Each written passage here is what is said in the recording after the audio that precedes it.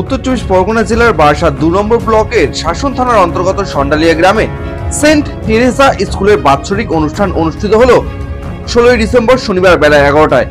উক্ত অনুষ্ঠানে উপস্থিত ছিলেন স্কুল ডিরেক্টর ডক্টর জাহিদুল সরকার, চেয়ারম্যান মোহাম্মদ মহিউদ্দিন হক। তাছাড়া উপস্থিত ছিলেন বিদ্যালয়ের প্রধান শিক্ষিকা সহ একাধিক শিক্ষক শিক্ষিকা ও বিদ্যালয়ের ছাত্রছাত্রী ও তাদের অভিভাবকেরা। ২০২০ সালে ডক্টর জাহিদুল সরকারের হাত ধরে উত্তর চব্বিশ পরগনা জেলার বারাসাত ২ নম্বর ব্লকের অন্তর্গত সন্ডালিয়া গ্রামে স্থাপিত হয় সেন্ট টেরেসা স্কুল এবং তারপর থেকেই প্রতি বছর বছরের শেষে ডিসেম্বর মাসে বাৎসরিক অনুষ্ঠান অনুষ্ঠিত হয়।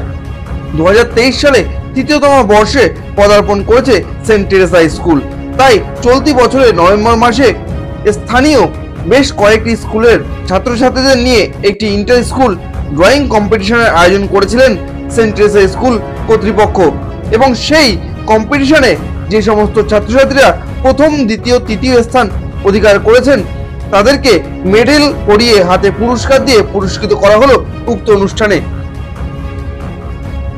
সেন্ট টেরেসা স্কুল শাসন টিএস এর মধ্যে একটি অন্যতম English medium CBSE curriculum followed একটি স্কুল। এটা প্রান্তিক গ্রাম্য পরিবেশে ইংলিশ মিডিয়াম স্কুল। এখানকার অভিভাবকদেরকে আমরা স্বপ্ন দেখিয়েছিলাম যে গ্রামে বসবাস করেও আপনার সন্তানকে আপনি বিশ্বের সঙ্গে পরিচয় করাতে পারেন যদি আপনি আমাদের সঙ্গে সম্পূর্ণ সহযোগিতা এবং সহমত পোষণ করেন। তো তারা আমাদের কথার উপরে ভরসা করেছে, বিশ্বাস রেখেছে, আস্থা তৈরি হয়েছে এবং সেন্ট টেরেসা স্কুল আজ তৃতীয় বর্ষে পদার্পণ করেছে। তৃতীয় বর্ষের আজকে আমরা বাৎসরিক অনুষ্ঠান করছি। বাচ্চারা সারা বছর বিভিন্ন রকম অ্যাক্টিভিটিসের সঙ্গে যুক্ত থাকে, সেই অ্যাক্টিভিটিস তাদের যে পুরস্কার প্রদান সেটা হচ্ছে এবং অ্যানুয়াল যে ফাংশন সেটাও হচ্ছে এবং অ্যানুয়াল এক্সামের আগে ওদের একটা মেন্টাল প্রস্তুতি, সেই মার্চ আপ যেটা বলে তারও একটা প্রয়োজন থাকে। অ্যাকচুয়ালি খেলার ছলে শিক্ষাটাই তো আসল শিক্ষা।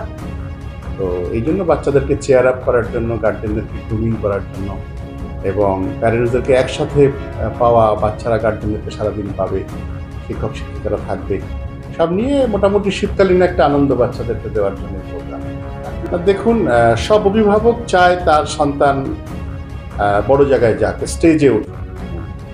বিশেষত মায়েদের প্রচুর স্বপ্ন থাকে। গ্রাম্য মায়েরা তো স্বপ্ন দেখে কিন্তু স্বপ্নের আঙিনায় পা রাখতে পারে না। তো আমরা সেই সুযোগটা করছি, সুযোগটা করে দেওয়ার চেষ্টা করছি যে গ্রাম্য মায়েরা, গ্রামের মায়েরা যাতে তাদের সন্তানকে নিয়ে, সন্তানের হাত ধরে, সন্তানের মাধ্যমে সারা বিশ্বের সঙ্গে পরিচিতি লাভ করতে পারে, অ্যাটলিস্ট সুযোগটা পায়। তো সেই জায়গা থেকে বিশ্বাস এবং ভরসার সেতুবন্ধন এতটাই সুন্দর এবং সুদৃঢ় যে অভিভাবকরা স্বতঃস্ফূর্তভাবে এসেছে, এটা আমাদের ভালো লাগছে। দেখুন, ফোন বিরত রাখতে কথাটা যেরকম ১০০% আমি বিরোধিতা করছি না, ফোনের ব্যবহারকে বিরত রাখতে বলেছি। কারণ মুঠি-ফোন বা অ্যান্ড্রয়েড ফোন এটা তো আগামী দিনের শিক্ষার একটা বড় হাতিয়ার, এটাকে আমি বিরত রাখতে বলতে পারি না। এটা ডিজিটালাইজেশনের যুগ। সেখানে গার্জেনদেরকে আমি কনসাস করেছি, অ্যাওয়ার করেছি যে আপনি বাচ্চাকে মোবাইলে সেই পার্টগুলো দেখান যেগুলো এডুকেশনের সঙ্গে কমেন্সুরেট, আপনার বাচ্চার উপকার হবে, ক্ষতি হবে না। এবং গার্জেনদেরকে অনুরোধও করেছি যে আপনিও মোবাইলে সেই অংশগুলো বাচ্চাদের সামনে ব্যবহার করুন যে অংশগুলো ব্যবহার করলে বাচ্চারা সমৃদ্ধ হবে, আপনিও সমৃদ্ধ হবেন।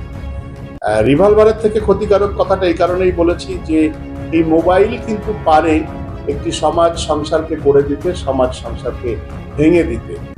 একটি রিভলভার একটি মানুষকে গুলি করতে পারে, কিন্তু একটি মোবাইল একটি পরিবারকে ধ্বংস করতে পারে, একটি পাড়াকে, একটি মহল্লাকে ধ্বংস করতে পারে, একটি শিশুর ভবিষ্যৎ নষ্ট করে দিতে পারে, একটি নষ্ট শিশু একটি এলাকাকে নষ্ট করে দিতে পারে। এই জন্য এই সাবধানতা নেওয়া। মোবাইল অবশ্যই গ্রহণীয়, তাকে বর্জন করতে বলবো না, কিন্তু ব্যবহারটাকে রেস্ট্রিক্টেড করতে বলবো।